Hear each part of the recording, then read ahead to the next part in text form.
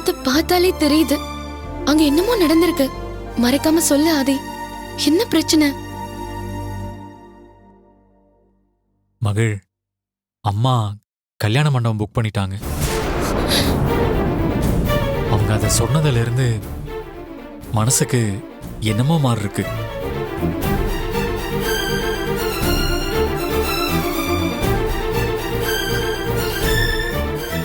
இப்ப என்ன பண்ண போற ஆதி? அதான் மகள் நான் முழிச்சுக்கிட்டு இருக்கேன்.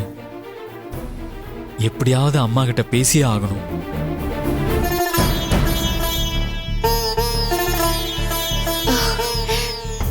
ஆதி, மதி கிட்ட பேசும்போது அவ ஒரு ஐடியா சொன்னா, அதுபடி பண்ணலாமா? சொல்லு மகள். நிறைய தடவை முயற்சி பண்ணியும் உன்னால உங்க அம்மா கிட்ட நம்ம லவ் பத்தி பேச முடியல. அதனால உன் மனசுல இருக்கிறத விவரமா ஒரு லெட்டர்ல எழுதி உங்க அம்மா ரூம்ல வச்சிரு. அவங்க லெட்டரை படிச்சுட்டு நம்ம லவ் பத்தி தெரிஞ்சுப்பாங்க. அதுக்கப்புறம் அவங்களே உங்ககிட்ட வந்து பேசுவாங்க. கண்டிப்பா பாசிட்டிவான முடிவு கிடைக்க ஒரு சான்ஸ் இருக்கு ஆதி.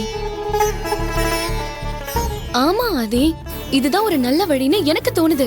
நீ போன்ல மெசேஜ் அனுப்புனா கூட உங்க அம்மா பார்க்காம போறதுக்கு ஒரு சான்ஸ் இருக்கு.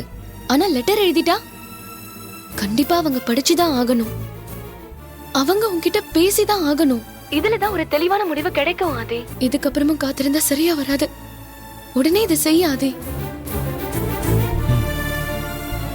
சரி மகள், நான் உடனே லெட்டர் எழுதி அம்மா ரூம்ல வைக்கிறேன். ஆல் தி பெஸ்ட் ஆதி. நல்ல ரிசல்ட்காக நான் காத்துட்டு இருப்பேன். ஓகே மகள்.